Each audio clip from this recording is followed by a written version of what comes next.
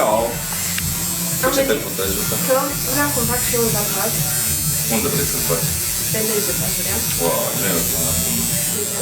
Că nu rămâne estetice, se întinde tot în piele și nu e ok. Păi da, dar mie acolo îmi place. Aș vrea nici măcar un scris, nu? Stai mă un pic să-l chem pe Gianni să-ți explici el mai bine. Gianni! Ciao! Ciao! Am venit că vreau să fac și un tatuaj pe deget și colegul a spus că nu e ok. De ce? Da, ți-o explica, nu? Ți-o explica vorba. A spus că nu e o zonă bună pentru tatuaj și... Ai Păi putea da. să ne dai multe detalii? De ce? Mai multe detalii să nu-ți faci deloc. Chiar nu țin, adică a fost destul de explicit și nu recomand. Nici măcar, adică pe nicio zonă, pe nicio idee. Băi, e suficient, nu? Pe corp să-ți faci, nu trebuie neapărat pe deget. Sunt unele zone unde nu recomandăm și nu vrem să ne asumăm riscul. Adică o să iasă un tatuaj șters sau alte lucruri.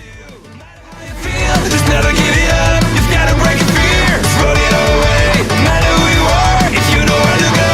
Remember, go on, no fear. Go on until the end. Go on, no fear, and don't look away. You don't want a sad song, a bad song to keep your strength every day. You just want a fun song, a fun song to keep. Ce faci, mă? Bine. Am venit, mă uitam peste lucrările astea să vedem ce mă face. Nu, ai foarte comod. Când am ales să-mi fac primul tatuaj, știu că am plecat de la școală, eram în clasa 8-a, aveam 14 ani.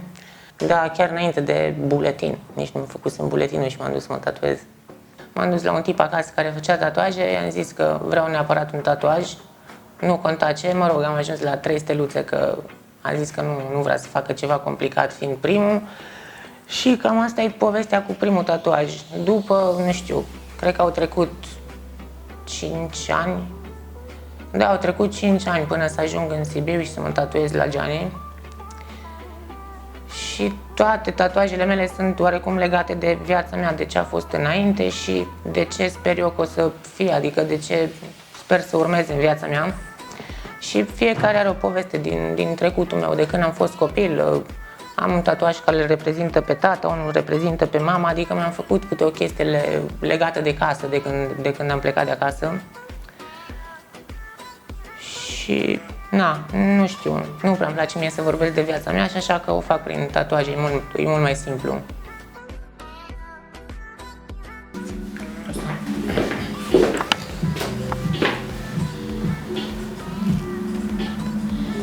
Facem parcursul de aici. Da, și am zis că îl facem aici. Așa, am făcut-o aici. Ok. Uite, rămân cu asta de aici. S-a venit așa echilibrat, o parte aici și una aici. Nu, în sus. În sus? Să venim așa. Da, să umplu. Așa îl terminăm pe asta de aici. Voi ce-am zis să facem? Să Acele, să facem da, acela. și nu știu, ceva de genul.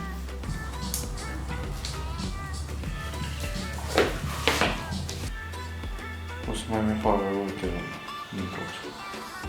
Ok? Și colorați cum sunt astea din genunchi, știi, doar așa un splash de roșu. Deci colorat. Ăștia da. Ăștia nu. Ia dă ăștia să nu. frunză. Dă și chiloții jos.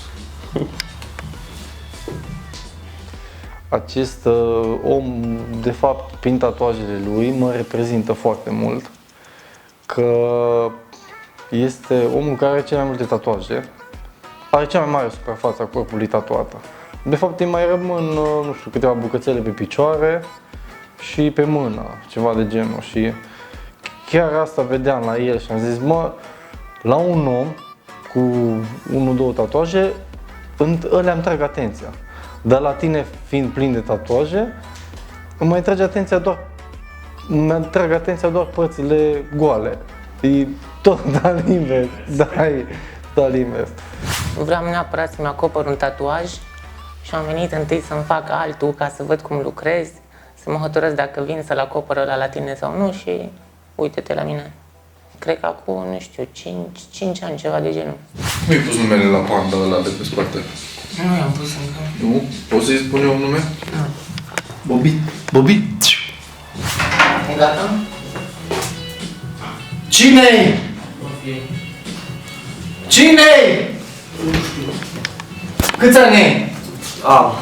Unul după altul. Du-te bă la muncă, nu l-a atins mâna. La furat.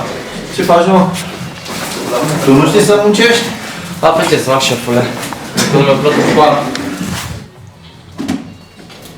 Moment de culegere, cum să face.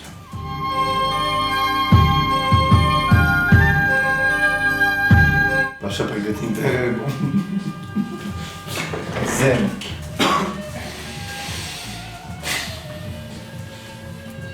Mă, se ridică piciorul. E vede, ia uite, uite. Ai văzut? Nu mă cred diferit. Dar nu mă cred nici mai bun, nici mai rău decât alții. Știi?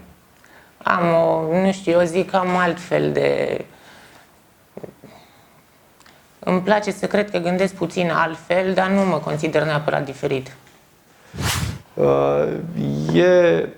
E clientul meu și, nu știu cum să zic, mă mândresc cu el, pentru că a stat alături de mine și în vremurile la început și acum și cred că nu mai pot să mă scap de el, că asta am ajuns la concluzia asta.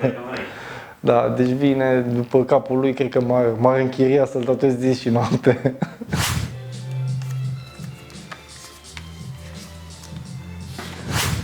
Putem noi ca oameni să facem să apară flori? Hocus pocus. Prepa. Wow! Wow! Ai văzut? Nu se poate. Are roșu o legătură, altfel de legătură. Cred că e singura culoare pe care o am pe mine tatuată. Mă rog, mai e unul, dar tot roșu predomină și acolo. Roșu e semn de foc și eu sunt semn de foc în zodiac și așa am ales culoarea roșu. Prima dată, primul tatuaj, când a venit la mine, nu știu cum să zic, nu făcea parte din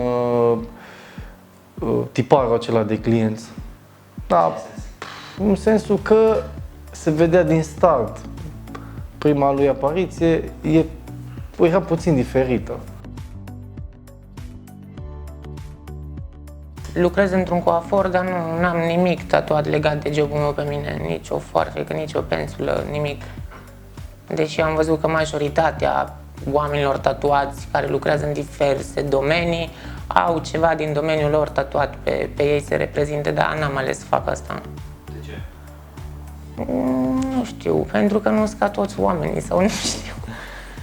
Nu știu, n-am ales neapărat că mă reprezint o foarfecă în meseria mea, adică dacă e să mă reprezinte, vreau să mă reprezinte numele și să mă știe lumea după nume, nu după un tatuaj, că am un tatuaj cu foarfecă, gata, sunt frizer sau coafor, whatever.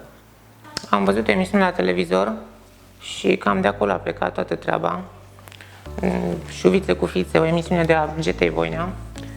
Și în orașul în care eram la liceu se căuta un ucenic ajutor de coafor. Nu eram foarte hotărât dacă să merg sau nu, dar pe ascuns m-a scris o prietenă, gen, mi-a depus CV, m-a scris, mă rog. Și am fost sunat, m-au chemat să, mă rog, să dau o probă de lucru, vorba vine, că nu știam să fac nimic. Și cam așa a început totul, pe la 17 ani, ceva de genul. Da, venind la al doilea, al treilea, al patrulea tatuaj, mi-am dat seama că este un tip foarte profi, știind din ce domeniu vine, și atunci am realizat că, ok, sunt bun. Că dacă nu eram bun, probabil se duceam în altă parte.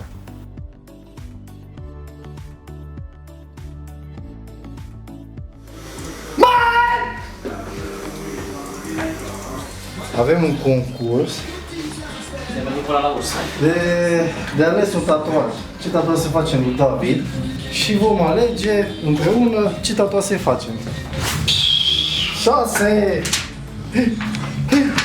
Ce avem noi aici? Ce vrea toată lumea. Ce vreau? Tu ce s-o ales? Zi, ce părere ai despre tatuajele de oameni?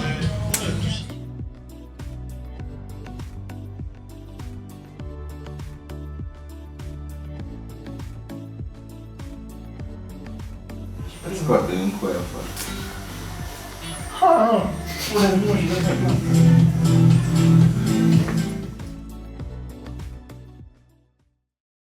Curând episodul 2 din episodul 3 din Gianni Reality Tattoo Show.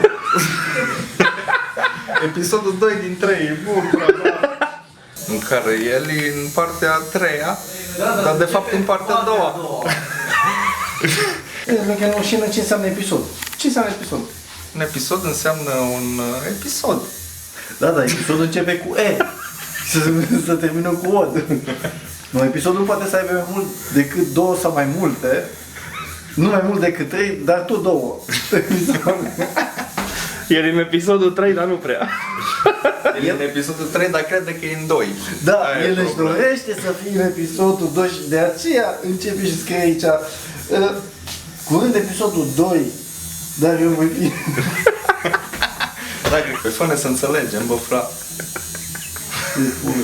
Fii logic. Nu, cu ce metodă am putea calcula asta? Nu știu, Matriță. metoda retardării. Îl sun pe scenă să-mi explici un pic ce înseamnă episodul 2 din episodul 3. Da, Ce faci, om? bine, fără la notar aici. Da? I-am luat. Ia explică-mi un pic. Curând episodul 2 din Gianni Tattoo Show, episodul 3.